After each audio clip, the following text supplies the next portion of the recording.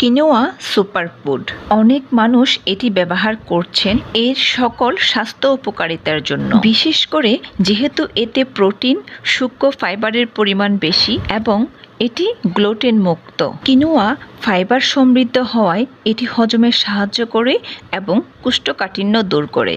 এটি magnesium, iron, calcium, potassium এবং vitamin B এর মতো প্রয়োজনীয় পুষ্টি উপাদানে ভরপুর। অ্যান্টিঅক্সিডেন্ট সমৃদ্ধ হওয়ায় এটি শরীর থেকে টক্সিন দূর করে এবং রোগ প্রতিরোধ ক্ষমতা বাড়ায়। আসসালামু আলাইকুম ভিউয়ার্স, আজকে আমি আপনাদের জন্য নিয়ে এসেছি সুপারফুড কিনোয়ার সালাদ। প্রথমে একটা বলে আমি নিয়ে নিচ্ছি 1.2 কাপ কিনোয়া। এখন ভালো করে কিনোয়াটাকে আমি হাত দিয়ে কচলিয়ে পানি দিয়ে ওয়াশ করে নেব। আমি এখানে 4 থেকে 5 বার কিনোয়াটাকে ভালো করে ধুয়ে পরিষ্কার করে নিয়েছি, দেখতেই পাচ্ছেন। এখন পানিটা পুরোপুরি সাদা হয়ে গিয়েছে।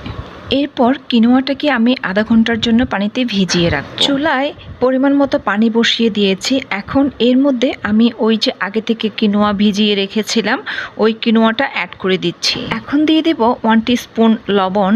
এখন একটু নেড়ে চেড়ে দিয়ে মিডিয়াম হিটে আমি কিনোয়াটাকে রান্না করে নেব 4 থেকে 5 মিনিট পর্যন্ত। 4 থেকে 5 মিনিট পর কিনোয়াগুলা পুরোপুরি কুক হয়ে গিয়েছে। এখন চুলাটা বন্ধ করে দিয়ে কিনোয়াগুলাকে আমি একটা স্ট্রেনারের মধ্যে পানি ঝরিয়ে নেব। চুলায় আরও একটা প্যান বসিয়ে দিয়ে দিলাম, তার মধ্যে দিয়ে দিলাম 1 টেবিল চামচ সরিষার তেল। আচ্ছা, আপনারা চাইলে কিন্তু এখানে সয়াবিন তেলও ব্যবহার করতে পারেন। এখন আমি দিয়ে দিচ্ছি এর মধ্যে 2 টেবিল চামচ রসুন কুচি আর দিয়ে দিচ্ছি সাথে কারি পাতা। আপনাদের হাতের কাছে কারি পাতা অ্যাভেলেবল না থাকলে তাহলে আপনারা এটা না দিলেও চলবে, তবে কারি পাতাটা অ্যাড করলে খুব সুন্দর একটা ফ্লেভার আসে আর কি। আচ্ছা, এখন সব উপকরণ আমি একসাথে খুব ভালোভাবে সতে করে নেব। যখন দেখবেন রসুন হালকা ব্রাউন কালার হয়ে আসছে, তারপর রসুন থেকে খুব সুন্দর একটি স্মেল আসবে। এরপরে আমি অ্যাড করে দিব ফুলকপি 1 কাপ।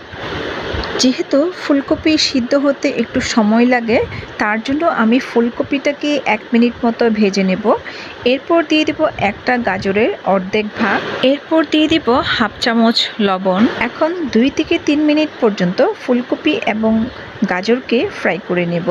2 থেকে 3 মিনিট পর এখন অ্যাড করে দিচ্ছি লাল capsicum half cup, green capsicum half cup, পেঁয়াজ দিয়ে দিচ্ছি 3 থেকে 4টা। এখন সব উপকরণ একসাথে খুব ভালোভাবে মিক্স করে নেব। আচ্ছা, চুলার আঁচটা কিন্তু এই পর্যায়ে হাইয়ে রাখতে হবে।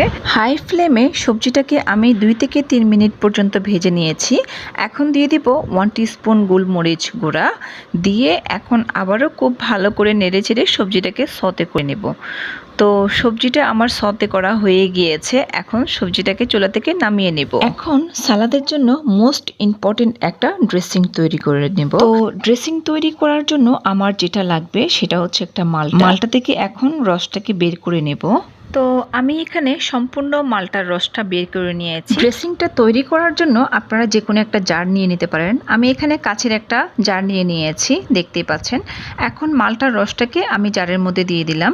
এরপর দিয়ে দিচ্ছি হাফ টিস্পুন লবণ, হাফ টিস্পুন গোলমরিচ গুঁড়া, 1 টেবিল চামচ মধু, তার সাথে আরও দিয়ে দিচ্ছি হচ্ছে সরিষার তেল 1.5 টেবিল চামচ। আচ্ছা, আপনারা চাইলে কিন্তু এখানে অলিভ অয়েলটা ব্যবহার করতে পারেন। আমার হাতের কাছে অলিভ অয়েল ছিল না, তার জন্য আমি সরিষার তেল ব্যবহার করেছি। দেখেছেন ভিউয়ার্স, সব ইনগ্রেডিয়েন্টস কাচের জারে নিয়ে নেওয়ার পর দেখতে কতটা সুন্দর লাগছে। বাস, এখন আর কিছু না, এখন শুধু ঢাকনির মুখটা বন্ধ করে আমি শুধু শেক করে যাব। তো আমি 2 থেকে 3 মিনিট মতো এই কাচের জারকে শেক করে নিয়েছি, দেখতেই পাচ্ছেন। আমার ড্রেসিং কিন্তু রেডি হয়ে গিয়েছে। এখন চলে যাব কিনোয়ার সালাডটাকে অ্যাসেম্বল করার জন্য। তো আমি যে আগে থেকে কিনোয়াগুলোকে বয়েল করে রেখেছিলাম, কিনোয়াগুলোকে এখন অ্যাড করে দিচ্ছি একটা সার্ভিং ডিশে।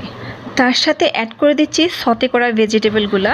এখন কিনোয়া আর ভেজিটেবলকে আমি হচ্ছে হালকা হাতে মিক্স করে নেব। মিক্স করা হয়ে গেলে এখন আগে থেকে যে ড্রেসিংটা রেখেছিলাম ওই ড্রেসিংটাকে আমি আবারও হালকা শেক করে নেব।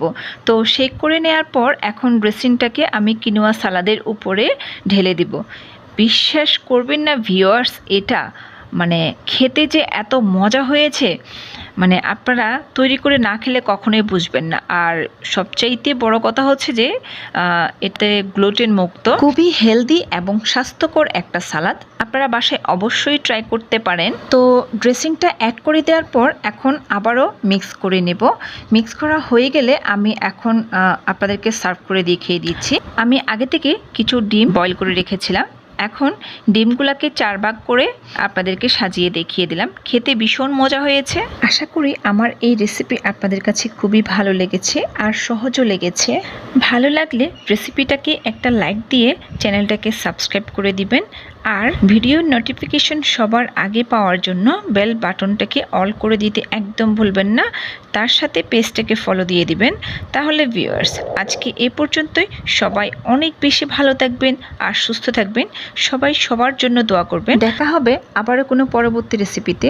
সে পর্যন্ত till then bye bye, take care.